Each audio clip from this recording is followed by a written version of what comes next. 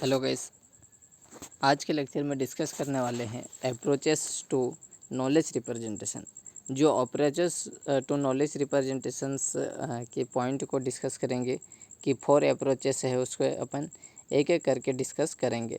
जो मेन है 4 approaches to knowledge represent, कि नॉलेज को किस प्रकार से रिप्रेजेंट करेंगे, इसके क्या क्या अप्रोच है वो अपन देखेंगे कि किस किस तरीके से अपन उस नॉलेज को रिप्रेजेंट कर सकते हैं।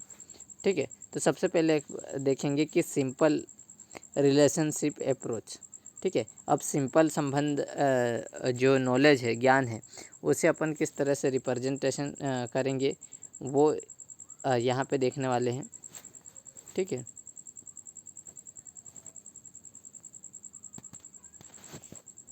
तो सिंपल रिलेशनल नॉलेज। अब सिंपल रिलेशनल नॉलेज क्या होता है? सिंपली अपन देखेंगे कि एक it is the simplest way of the storing fact. क्या है कि कोई सा भी एक सिंपलेस्ट स्टोरिंग फैक्ट है। ठीक है, जिस in which use the relational method, जिसमें क्या एक रिलेशनल मेथड यूज हो। ठीक है, तो अपन क्या देखेंगे कि शॉर्टेस्ट फैक्ट का एक रास्ता, ऐसा रास्ता देखेंगे कि जो शॉर्टेस्ट फैक्ट मिले और वो एक क्या हो, रिलेशनल मेथड का यूज किया जाता है। कैसा मेथड? रिलेशनल मेथड का यूज किया जाता है हो। एंड इज़ द फैक्ट, और प्रत्येक फैक्ट के बारे में set of object is set out the systematically in column. Column में क्या करेंगे? Systematically out of set of object. क्या हो? सेट ऑफ ऑब्जेक्ट, उसके बारे में प्रत्येक के फैक्ट के बारे में एक सेट ऑफ ऑब्जेक्ट क्या होता है? एक कॉलम में सिस्टमेटिकली आउट सेट। क्या है? सिस्टमेटिकली आउट ऑफ सेट होता है किसमें? कॉलम के अंदर। तो सिंपल सा ये बताता है कि एक सिंपलेस्ट शॉर्टेस्ट रास्ता है, मार्ग, जिसमें एक रिलेशनल मेथड का यूज किया जाता है और प्रत्येक फैक्ट के बारे में सेट ऑफ ऑब्जेक्ट, मतलब ऑब्जेक्ट का एक सेट होता है और उसी कॉलम में एक सिस्टमेटिकली सेटअप आउट होता है। तो यहाँ पे एग्जांपल के लिए यहाँ पे दिया हुआ, मैं आप लोगों को दिखा दूँ कि एक ये क्या है, कॉलम में दिया हुआ है कि एक सिस्टमेटिक एक रिलेशनशिप रिप्रेजेंट किया हुआ है कि एक कोई सा अपने पास एक प्लेयर है और उसकी प्लेयर की क्या इन्फॉर्मेशन से ये ऑब्जेक्ट क्या क्या हो सकते हैं, एज, और ये क्या हो जाएंगे, प्लेयर वन का ऑब्जेक्ट क्या है कि उसका वेट 65 है और उसकी एज 23 है। ठीक है, प्लेयर 2 का वेट कितना है कि 58 है और उसकी एज कितनी है, 28। तो ये क्या हो जाएंगे, सेट ऑफ ऑब्जेक्ट। क्या हो जाएंगे? Set of object. ठीक है, किसके अंदर? कॉलम में। किस में है? कॉलम में। किस में है? कॉलन में। ठीक है, कॉलन में है, लेकिन कैसा है? सिस्टमेटिकली है, सिस्टमेटिकली आउट ऑफ सेट। ठीक है, कैसा है? सिस्टमेटिक बना हुआ है। ठीक है, तो ये चीज़ें क्लियर हो गई कि एक कोई सा भी अपने पास प्रत्येक जो फैक्ट है, डेटा, और वो किस प्रकार है, कॉलम में है और सिस्टमेटिक है, और क्या है, ऑब्जेक्ट का सेट है। क्या है? ऑब्जेक्ट का सेट है। ठीक है, तो ये पॉइंट आप लोगों को समझ में आ चुका होगा, फर्स्ट वाला। सेकंड देखेंगे, this approach is knowledge representation and the famous is the database system. क्या है कि जो नॉलेज रिप्रेजेंट यह नॉलेज रिप्रेजेंटेशन के अप्रोच क्या होता है, डेटाबेस में फार्मोस होता है। अब डेटाबेस क्या होता है? Set of relational database. ठीक है, मतलब सेट ऑफ डेटा क्या कहलाते हैं, डेटाबेस सिस्टम। यानी कि जो डेटाबेस का कलेक्शंस होते हैं, डेटाबेस, और डेटा क्या होते हैं, जैसे मैंने अभी बताया है कि जो प्लेयर है उसके एज कितनी है, वेट कितना है, ये डेटा उसमें क्या करना, फार्म हाउस करना क्या होता है, फार्म हाउस होता है। Where the relationship between the entity is the representation, क्या होता है कि रिलेशनशिप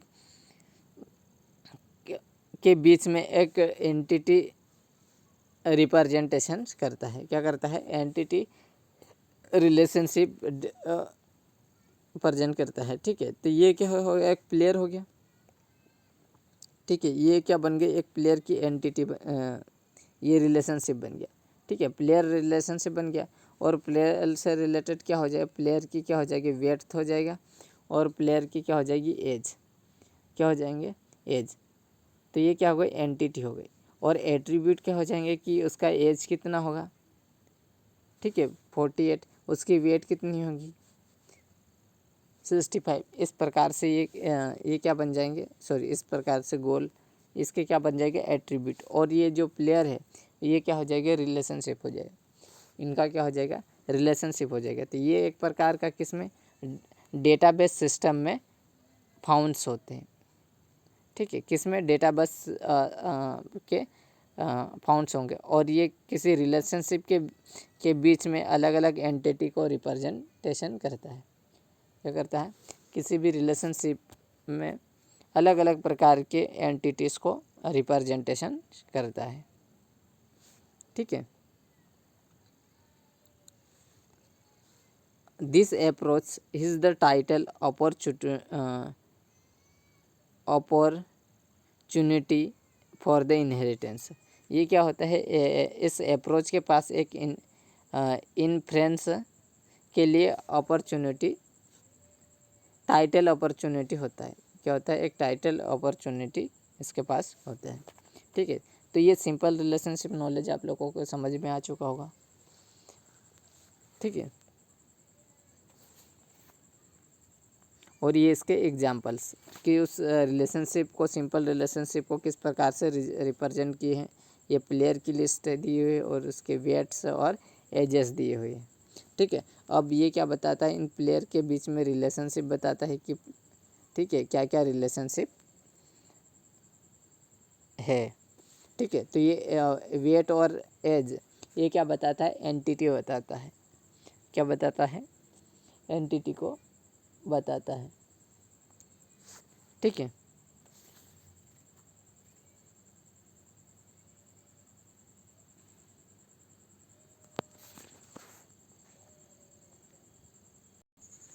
अब देखेंगे इनहेरिटेबल नॉलेज क्या होते हैं। अब इनहेरिटेबल यानी कि ये किस प्रकार, हिरार्चिकल क्लास ऑफ हिरार्चिकल में होगा, यानी कि in hierarchical table knowledge approach, in hierarchical table knowledge approach में क्या होगा कि data most be storage into hierarchical class, जो हिरार्चिकल की जो क्लासेस में डेटा को स्टोर करेंगे, किसमें, हिरार्चिकल। अब हिरार्चिकल कैसा होता है, एक ट्री का आकार का होता है, इस प्रकार से कोई डेटा है और उसके कोई लीफ नोड है, इस प्रकार से ट्री के आकार के हिरार्चिकल होता है। तो यहाँ पे अपन डायग्राम में देखेंगे और उसी में अपन क्या करते हैं, सभी डेटा को स्टोर करेंगे। ठीक है, तो इसका एग्जांपल देख लेते हैं। ये इस प्रकार से यहाँ पे दिया है, अडुल्ट मेल और उसके अडुल्ट मेल के अंदर क्या दे दिया, प्लेयर। अब प्लेयर किसके प्लेयर है, अलग अलग प्रकार के प्लेयर है, ये हिरार्चिकल में है, क्रिकेट के प्लेयर है, फुटबॉल के प्लेयर है। अब स्टेंस यानी कि जो प्लेयर कौन है, पीटर, और यहाँ पे फुटबॉल के प्लेयर कौन है, अंकित है। ठीक है, तो इस प्रकार से एक हिरार्चिकल के रूप में ये रिप्रेजेंट किया गया है, सभी डेटा को हिरार्चिकल के रूप में स्टोरेज किया गया है। ठीक है, the all class should be arrange in the generalization form an hierarchical manager. ये क्या करता है, सभी क्लासेस को एक जनरलाइजेशन में अरेंज करता है, और जनरलाइजेशन के फॉर्म में या फिर हायरार्चिकल मैनर के फॉर्म में अरेंज करता है। ठीक है, किसके फॉर्म में, जनरलाइजेशन फॉर्म में या फिर हिरार्चिकल मैनर के फॉर्म में ये क्या करता है, अरेंज के फॉर्म में अरेंज होना चाहिए। ठीक है, इन दिस अप्रोच, इस अप्रोच में क्या होता है, will be apply inheritance property. हम क्या करते हैं, इनहेरिटेंस की प्रॉपर्टी को अप्लाई करते हैं। अब इनहेरिटेंस क्या करते हैं कि जो सबसे पहले इनहेरिटेंस क्या होते हैं कि एक क्या रहता है, फादर। अब फादर के क्या हो सकते हैं, चाइल्ड, ठीक है, उसके बच्चे हो सकते हैं, ठीक है, उसके भी और ऊपर ग्रैंड फादर हो सकता है, और उसके भी क्या हो सकते हैं, चाइल्ड हो सकते हैं, ठीक है। इस प्रकार के सब चाइल्ड भी हो सकते हैं, ठीक है। तो ये इनहेरिटेंस की प्रॉपर्टी को अप्लाई करते हैं। क्या करते हैं हम, इनहेरिटेंस की प्रॉपर्टी को अप्लाई करते हैं। अब element inheritance value from the another member class. जो एलिमेंट इनहेरिट वैल्यू किसी भी दूसरे मेंबर, एक क्लास के दूसरे मेंबर के वैल्यूज़ को इनहेरिट करता है।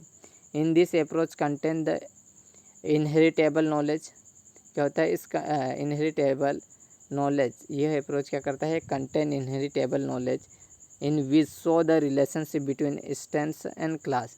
ये क्या करता है कि उस इनहेरिटेंस टेबल में जिसमें एक रिलेशनशिप इन इंस्टेंस और क्लास के बीच में एक रिलेशनशिप को क्या करता है, शो करता है, उसे अपन इंस्टेंस रिलेशनशिप कहा जाता है। क्या कहा जाता है, इसे इंस्टेंस रिलेशनशिप कहा जाता है। तो every individual frame can be representation the collections of attribute is values. क्या करता है, इंडिविजुअली उस फॉर्म में रिप्रेजेंटेशन कर सकते हैं कलेक्शंस ऑफ एट्रीब्यूट। एट्रीब्यूट वो एट्रीब्यूट के सेट को अपन क्या कर सकते हैं, उसके वैल्यूज़ को रिप्रेजेंट कर सकते हैं, ठीक है। इन दिस, इस अप्रोच में object and value are representation in boxes note. क्या करते हैं कि जो इनहेरिटेंस, ये ऑब्जेक्ट या कोई वैल्यू को रिप्रेजेंट करना है तो एक बॉक्स के नोड में अपन रिप्रेजेंटेशन करते हैं, किसी बॉक्स में रिप्रेजेंटेशन करते हैं। इस प्रकार से कोई बॉक्स है,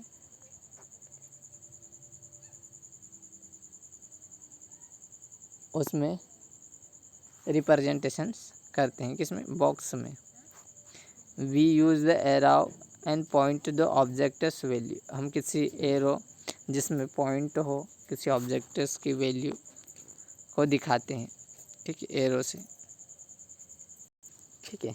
तो एरो को दिखाता है वैल्यूज़, ये इस प्रकार से ये एरो किसको दिखाता है, वैल्यूज़ को दिखाता है, और ये क्या हो जाएंगे, एट्रीब्यूट्स हो जाएंगे, सॉरी एंटिटीज, और इसका जो सेट होगा वो क्या कहलाए, इसके एट्रीब्यूट्स हो जाएंगे इस टाइम से। अब तीसरे पॉइंट क्या है, इन्फेरेंटियल नॉलेज। इन्फेरेंटियल नॉलेज, अब इन्फेरेंटियल नॉलेज क्या होता है, inferential knowledge approach representation knowledge in the formal logic. क्या करता है, जो inferential knowledge approach representation knowledge, ये किसके, एक फॉर्मल लॉजिक में रिप्रेजेंटेशंस करता है, इनहेरिटेंस नॉलेज अप्रोच रिप्रेजेंटेशंस को, ठीक है। This approach can be used to derive more than fact. क्या करता है, इसे डेरिव मोर देन फैक्ट का अधिक यूज करता है, ठीक है। इट्स गारंटी इज करेक्टनेस, मतलब सही होने की गारंटी होती है। सपोज क्या करते हैं, टू सेंटेंस हैं, तो Marcus is a man, the all man are mortal, then it's respect representation. तो इसके क्या हो जाएंगे एग्जाम्पल, तो इसको बनाना है कि मैन क्या है, एक मार्क्यू है, और ये मैन को दर्शाता है, और man x then mortal, yes, ठीक है। तो ये पॉइंट भी आप लोगों को समझ में आ चुका होगा। फोर्थ पॉइंट है, और ये लास्ट पॉइंट है, देखिए, प्रोसीड्यूरल नॉलेज।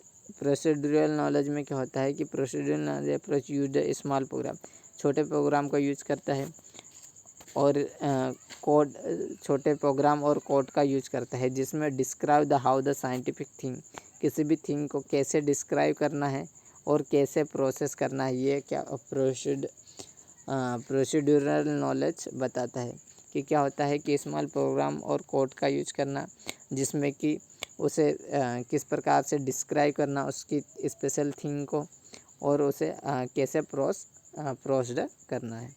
ठीक है, इन दिस, इस अप्रोच में क्या होगा, ए वन इम्पोर्टेंट रूल्स यूज होगा, क्या होगा, एक इम्पोर्टेंट रूल्स यूज होगा, वो कौन सा होगा, इफ देन रूल्स, क्या होगा, if then rules, if then, ठीक है, कंडीशंस यहाँ पे अप्लाई होगी। ठीक है, इन दिस नॉलेज, इस नॉलेज में क्या करेंगे, we can use the variations coding language, हम यहाँ कोडिंग एक वेरिएशन कोडिंग लैंग्वेज का यूज करेंगे, जैसे एल एस पी क्या है, एक लैंग्वेज है, एन प्रोलॉग लैंग्वेज। ठीक है, ये एल एस पी क्या है, एक लिस्ट प्रोग्राम है, इसका फुल फॉर्म क्या है, लिस्ट प्रोग्राम। और क्या होती है, एक प्रोलॉग लैंग्वेज, ये किसके अंदर यूज होती है, आर्टिफिशियल इंटेलिजेंस के अंदर ये लैंग्वेज यूज होती है। ठीक है, तो इन चीज़ का अपन यूज़ करेंगे। ठीक है, नेक्स्ट देखेंगे, we can easily representation heuristic value, क्या करेंगे, इजीली अपन ह्यूरिस्टिक वैल्यू को रिप्रेजेंटेशन करेंगे, और उसके साथ डोमेन स्पेसिफिक नॉलेज का यूज़ करके अप्रोच करेंगे, इस अप्रोच का यूज करेंगे। ठीक है, बट नॉट नेसेसरी, इसकी आवश्यकता नहीं होगी, that we can representation all the cases in the इस अप्रोच, इस अप्रोच में इस अप्रोच में सभी केसेस को हम रिप्रेजेंटेशन कर सकते हैं। ठीक है, तो उम्मीद करता हूँ कि आप लोगों को ये समझ में आ चुका होगा। ठीक है, चारों पॉइंट ये कंप्लीट हो चुके हैं। ठीक है,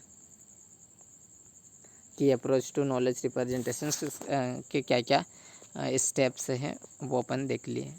ठीक है, उम्मीद करता हूँ कि आप लोगों को ये लेक्चर पसंद आया हो। ठीक है, नेक्स्ट लेक्चर में अपन देखने वाले हैं कि requirement for knowledge representation system, के नॉलेज रिप्रेजेंटेशन के लिए क्या क्या रिक्वायरमेंट हो सकती है, वो अपन देखेंगे कि गुड नॉलेज रिप्रेजेंटेशन की जो प्रोसेस है, प्रॉपर्टीज़ है, वो किस तरह से अपन रिप्रेजेंटेशन कर सकते हैं। तो वो नेक्स्ट लेक्चर में देखेंगे। आज के लिए इतना काफ़ी है। ओके।